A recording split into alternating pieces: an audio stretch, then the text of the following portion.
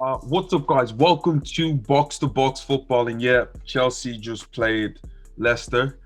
Uh, if you're a Chelsea fan, close your eyes right now. You probably already know the result. Leicester win 2-0 at home. Kind of controlled and dominated the game. But Jack, tell me how you felt about the game. So I think this is pretty obvious, but the first goal absolutely killed Chelsea. Purely I think more or less from a tactical point of view.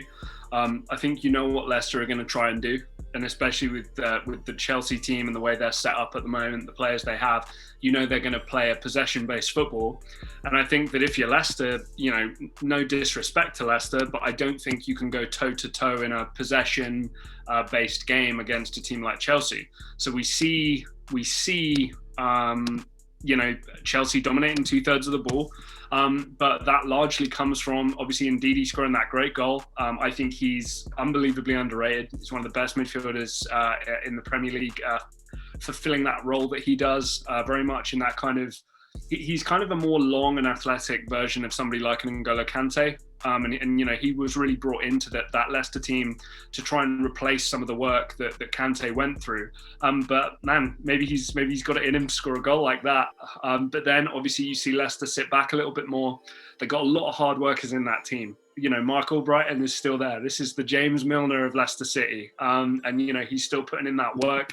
Just looking at kind of the rest of the lineup here. Obviously, already spoken about Ndidi. Harvey Barnes, for as good as he's been going forward, the reason why he's getting more starts than maybe somebody like a Demarai Gray or some of the other attacking talent that they have is because he puts in the extra work. And if there's one thing we know about Brendan Rodgers, he likes players who are going to commit and put the work rate in for his team.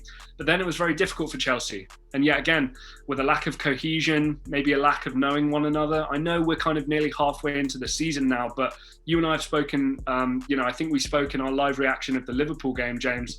This Chelsea team, it's not just 2 new players or 3 new players. It's like 5 or 6 new players in the team. Including substitutes up to 7 as well. So especially with new young players coming through, getting regular starts as well. I know Tomori is going to go to Milan on loan. That's probably a conversation for another day too. But I just think that this game played very nicely into Leicester's hands with that early Wilfred and Ndidi goal. And yeah, Chelsea struggling. Let me start off with Leicester first. Then let's put some respect on Leicester's name now, because it's not like this came into my head the other day, today basically, and I was thinking of, is Leicester a part of the new top 6? Could we drop Arsenal out of this top 6 and put Leicester in it? Because now they've been consistent for 2 years straight. They've won the Premier League they're one of the only teams who won the Premier League in the last 5 years. They're consistently up there. They have some players that could get into any team in the Premier League. You really have to start putting respect on this Leicester team, to be fair, Jack. One thing I'm going to say though, James, is goalkeeper's not a great place to start.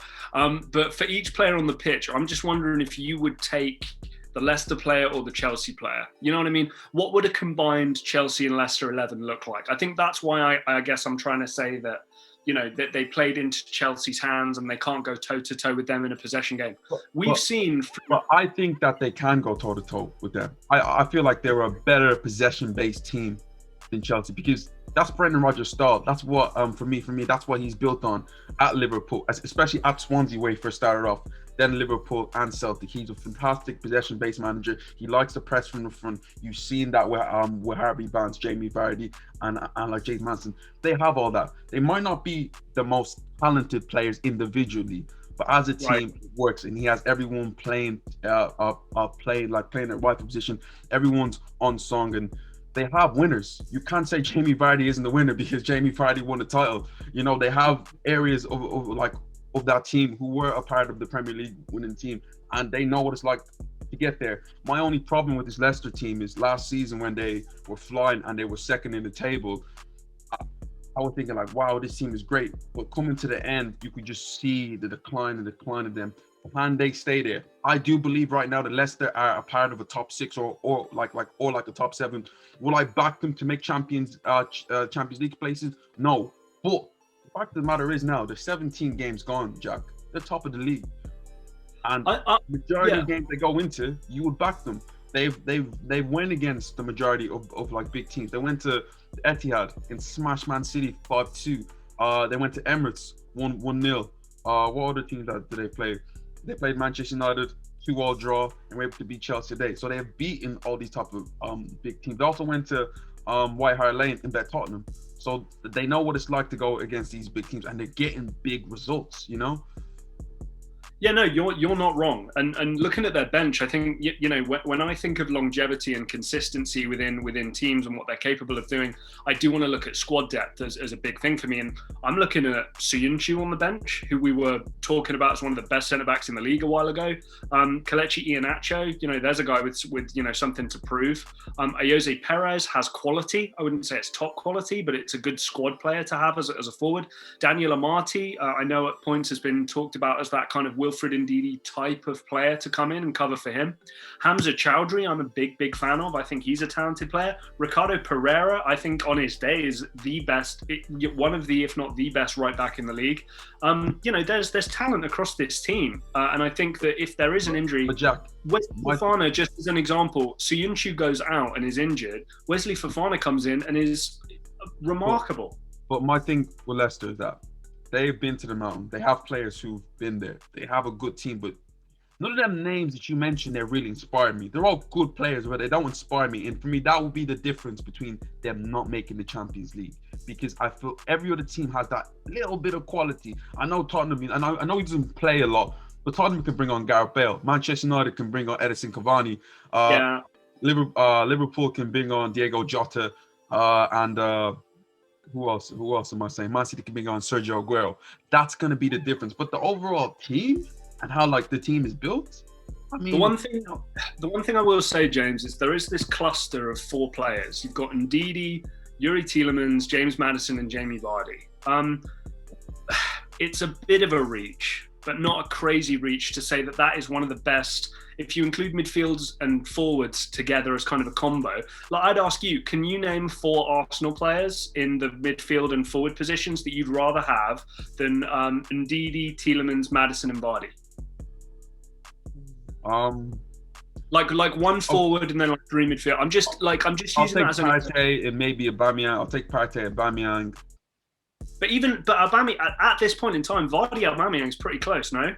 Listen. I'll definitely give you that. But my thing with this Leicester team is that great team. I like the way Brendan Rodgers is building it. They're top of the table. We have to give them a lot of credit right now. We can't stop sleeping on this team. They're a top team.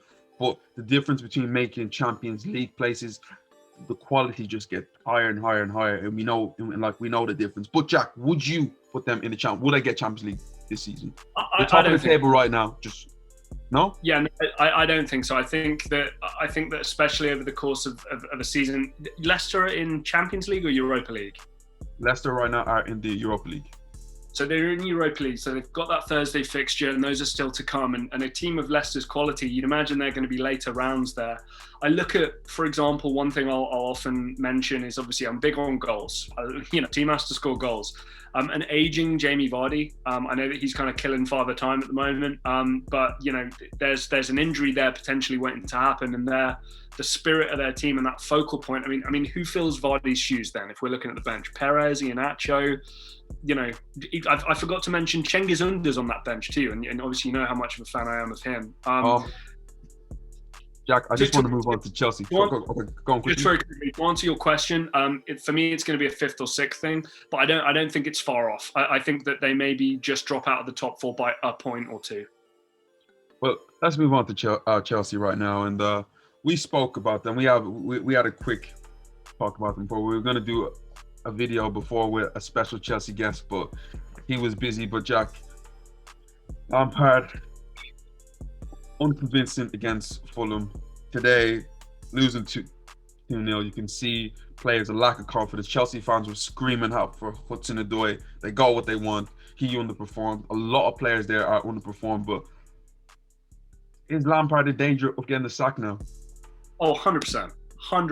Like, definitely. And I'm not trying to be harsh here. I am not an advocate of a manager getting fired, because for me, all I see when a manager gets fired, if a suitable replacement doesn't come in, is a slight month or so rub of having a new manager, and then you're in the same position as you are before, unless a better candidate comes along. To give you an example, I think that if Maurizio Pochettino were to come in at Manchester United, you'd say, okay, when Solskjaer was underperforming, I think you'd say, okay, the right guy is there, and maybe he'll make things better. As far as I'm concerned, some of the candidates that I've heard flying around for Chelsea, that they're not going to strictly do any better, I would say, than Lampard is doing right now. But we have to know the beast we're dealing with here. This is Roman Abramovich. This is a man and an owner, to his credit, who has given more money to a football club, I want to say, than any other owner in history. It's absolutely incredible how much he's given and loved for this club. But yeah, things aren't looking good, James. I just want to look at their next couple of fixtures. If you want to say a few things. We spoke about the Mikel Arteta thing and how Arsenal weren't doing well, but didn't win in 8 straight games, on a losing streak at a time, and his job was in danger. But technically, it wasn't, because the board backed him. If Frank Lampard was maybe in the Arsenal job, it would be different. But we're talking about Chelsea here, the most ruthless team in the world. If you do not perform then and there, you're going to get sacked. I thought about it. Since Jose Mourinho, there hasn't been one Chelsea manager who's able to make it to the 3rd season as as the coach. Frank Lampard. Di Matteo won the Champions League and got fired.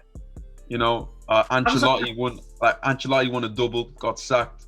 Conte, we can go on and on. The only thing that could save Frank Lampard at this moment in time, that he is a Chelsea legend, and they are going to give him time. My thing with this Frank Lampard issue is that it's got to a point right now with Chelsea, is that how many more coaches do you want? When you actually look at the list of coaches Chelsea have had, they've had everybody. Rafa Benitez, Ancelotti, Mourinho, Conte. It's the list is absurd. Who else could you possibly bring in at this moment in time? I understand things ain't going well, but for me, there's going to be a time in Chelsea as a club, Chelsea, to actually just sit down and realize, okay, we have to stick with a guy. Instead of just sacking, they just need to stick with a guy. But James, all I'd come back to you. I agree with you.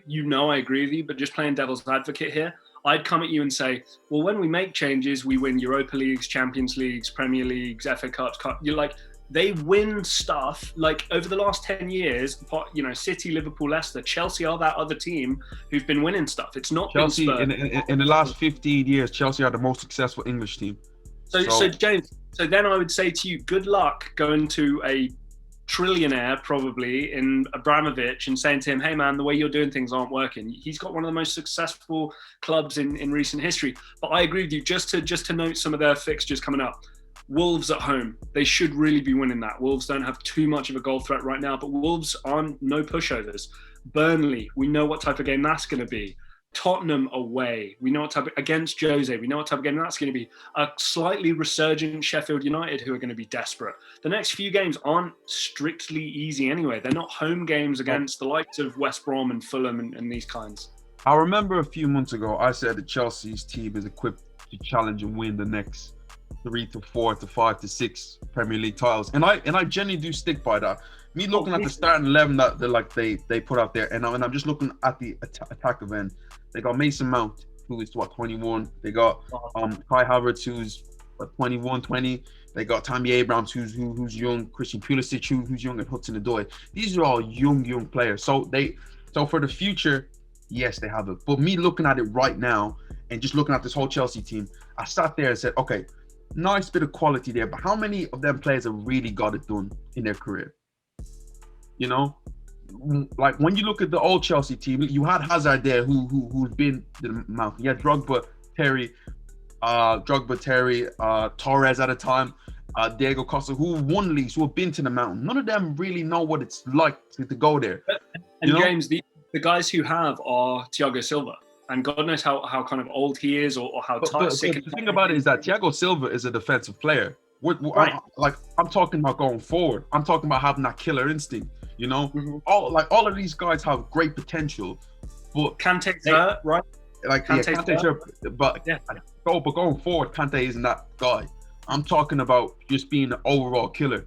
I don't think a bunch of them has played more than maybe 7 seasons as a professional football player yet. So it's quite hard for them to to just put the pressure on them and say perform like that. You know, when you haven't really been there that long. The only thing I'll say, I feel like the top three is pretty easy to pick now. Not in terms of where the top three are going to finish, but who those top three teams are. And I think that's the Manchester clubs, and I think that's Liverpool, obviously. I think that fourth spot, though, James, I mean, how many teams do you want to put up for that? Leicester, Chelsea, Tottenham, Everton. You know, James, no, all jokes aside, Arsenal.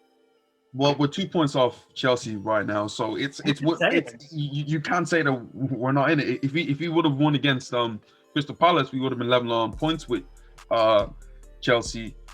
It's wide open. But we can't look away from Leicester too, who, if you're going on form and you're going on performances this season, that they might even be second, third place. You know, but guys, we've been chatting away for a while right now, giving you a few things to think about. Is Leicester City a part of the top six right now? Can Leicester City win the league? Is Frank Lampard, could Frank Lampard get sacked? Tell me, guys. Comment down below, guys. Tottenham, not Tottenham. We got Leicester versus Chelsea. Thank you for watching. This is Box to Box Football, and we will see you next time.